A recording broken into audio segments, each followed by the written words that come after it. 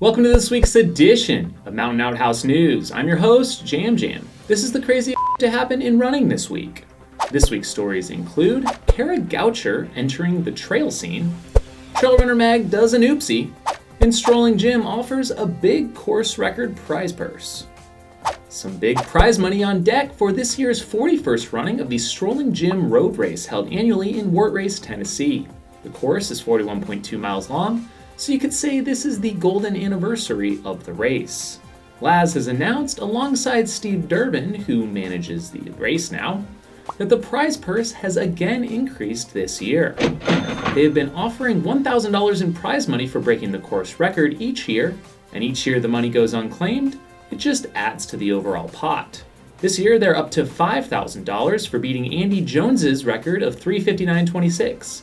That will be no small feat, as the closest anyone has come in recent years is Scott Breeden's 4:14 from 2015. I'm sure some could do it, but they gotta show up. Also interesting this year, Laz just announced an equal prize purse of $5,000 has been established for not simply breaking Leah Thorville's 4:44.50 ladies course record, but an equal performance to Andy Jones's run. Apparently they used a multiplier of 112% of the men's mark as to what they will pay out the bonus, meaning a lady will need to break the record of 4:28.09 in order to collect the cash. Camille, you out there? Stay tuned for our show in early May to see if anyone was successful. Prolific thru-hiker and first female to complete the calendar thru-hiking Triple Crown of American Long Distance Trails, Heather Anderson was named an Adventurer of the Year by National Geographic.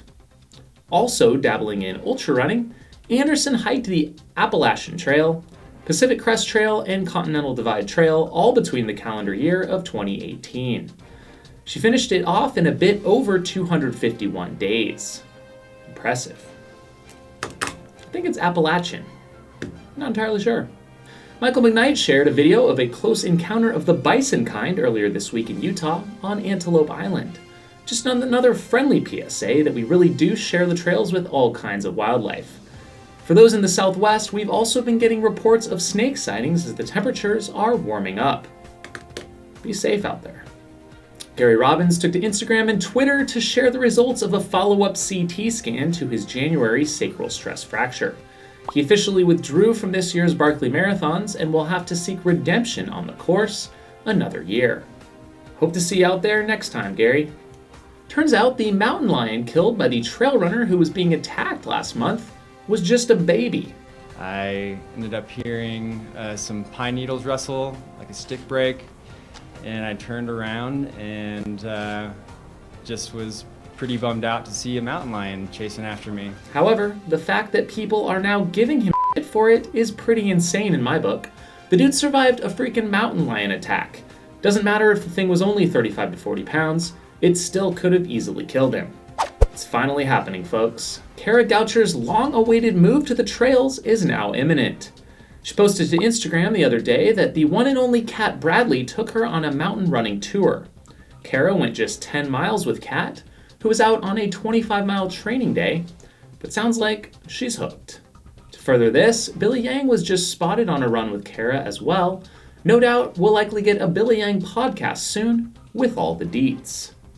Goo just launched the first beer-inspired energy gel called Hoppy Trails.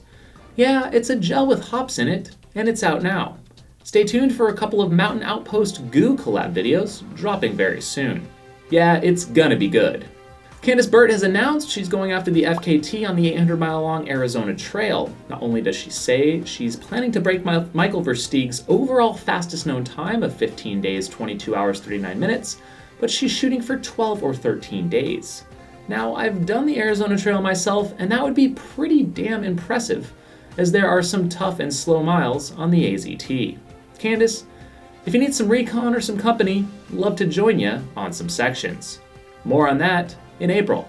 Here's your update on the 2019 edition of the Legends Trail I spoke of last week.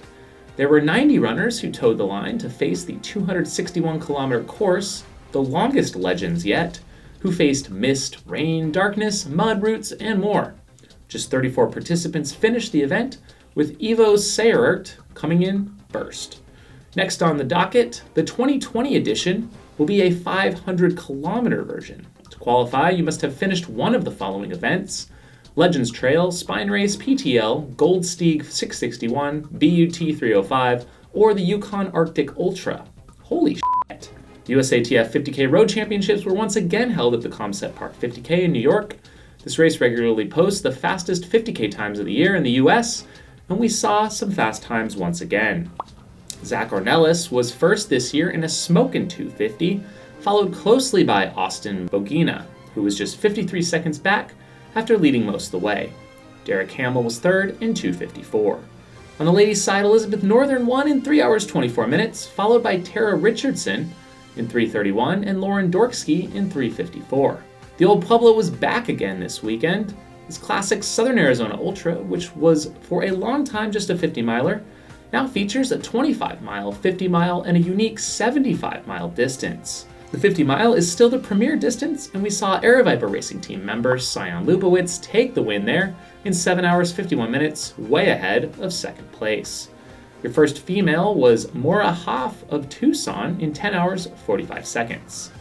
Just 3 runners finished the 75-miler, with James Nally winning in 1932, Fred Roberts coming in second in 21 hours 15 minutes, and Jenny Dolick third and first female in 24 hours 59 minutes. On to the Way Too Cool 50K. Just like many other races so far this year, Way Too Cool runners battled wet and muddy conditions in the country's largest 50K event. Claire Gallagher took the ladies' win on a tough day out there in 3:53, just 1 minute ahead of Addie Bracey, who was second in 3:54. Anne-Marie Madden was just behind in 4 hours flat. For the men, it was no surprise to see Anthony Costales take the win in 3 hours 17 minutes here. He's still fairly fresh to the ultra scene, and it will be fun to see him move up to his first 50-mile distance at the Lake Sonoma 50 next month. Second was Gus Gibbs, who moved up a spot on the podium with a 3:19. Shout out, Team Sombra. Third was Jeff Mogavero in 3:21. According to iRunFar, all 3 of these guys will be lining up at Lake Sonoma 50. In their post-race coverage of Way Too Cool, Trail Runner magazine made a big oopsie. I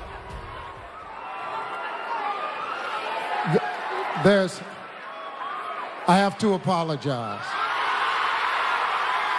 They posted to Instagram with a photo of Claire winning, but tagged and congratulated at CatBrad, aka Cat Bradley. They've since corrected the post. An odd story in this week's Clean Sport report: a world bridge player was suspended after failing a PED test. Geir Helgimo, who is the #1 ranked player in the game, was found to be using synthetic testosterone and clomiphene. Those are banned substances by WADA, which the sport, I guess it's a sport, adheres to. Suunto Vertical Week is underway and wrapping up this week. We missed this story last week, but how much vert have you gotten in, Outhouse Nation? I think I might close it out with about 30K this week. And our final story of the week is a quick checkup on our favorite ultra trollster, Jane Benfer. If you recall, we broke the story about her harassment of ultra runners online last year and exposed Risa Reed for being behind the fake name. She often makes her presence known with the laughing, crying emoji face, but something must be up as she was spotted actually giving out a tear emoji face on a post to Zoner Girl. Anyone know what's up with Benfer and if her grandkids are okay? And with that, thanks for tuning in to episode 135 of Outhouse News. Thanks for checking out the show, and we'll see you next time. If you have crazy stories to share or a question or feedback for the show, please leave a comment below.